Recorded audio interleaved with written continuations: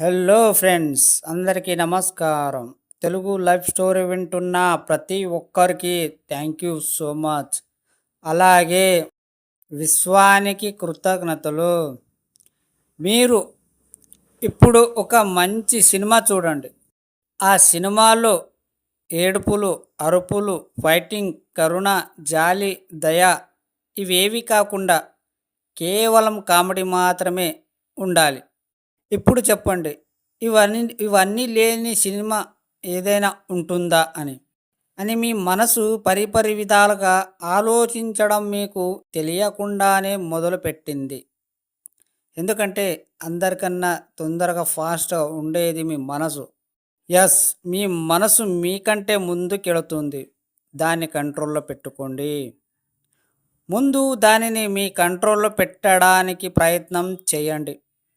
ఏదో పనికిరాని సమస్యని పట్టుకొని ఏడుస్తూ ఉంటారు. చిన్న చిన్న విషయాలకి అరిచేస్తుంటాం. మనకు తెలియకుండానే కరుణ చూపిస్తుంటాం. మనకు అవసరం ఉన్నా లేకున్నా జాలి, దయ ఎవరికి కావాలి చెప్పండి? ఒక సినిమా ఎన్నుకోవడానికి ఇంత సమయం పట్టింది. మన డాంబికలు ప్రదర్శించుకోవడానికి వీటన్నిటిని ప్రదర్శిస్తాం. ప్రదర్శించే వాటినే మీ సబ్కాన్షియస్ మైండ్ మీకు ఇస్తుంది. మీ మైండ్ ఒక రోబోట్. వీలైనంత దానికి మీరు హ్యాపీనే ఇవ్వండి. మీ జీవితం ఆనందమయముగా ఉంచండి.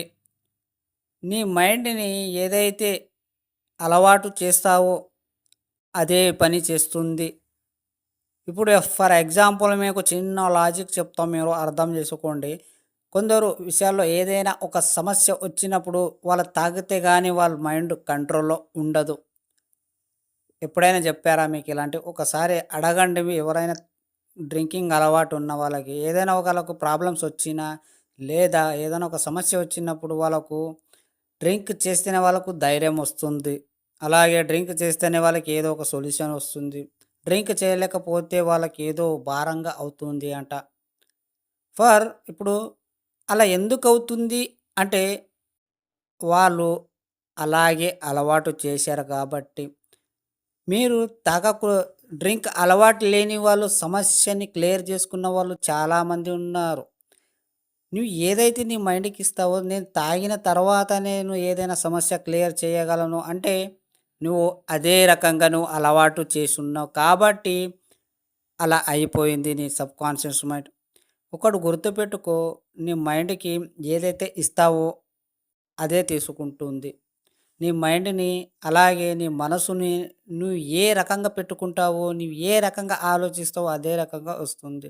ఫర్ ఎగ్జాంపుల్ మీకు ఒక నెగెటివ్ థాట్స్ వచ్చిందే అనుకోండి. దాన్ని డిలీట్ చేసి పాజిటివ్‌గా ఆలోచిస్తే నీకు ఆ నెగెటివ్ మళ్ళీ రాదు. ఒకవేళ అది రావాలన్నా కూడా మీరు దానికి డిలీట్ చేసిన తర్వాత సడన్‌లీ పాజిటివ్‌గా మార్చుకుంటే అలా ప్రతిసారి అలా అలవాటు చేసుకుంటే నెగెటివే రాదు.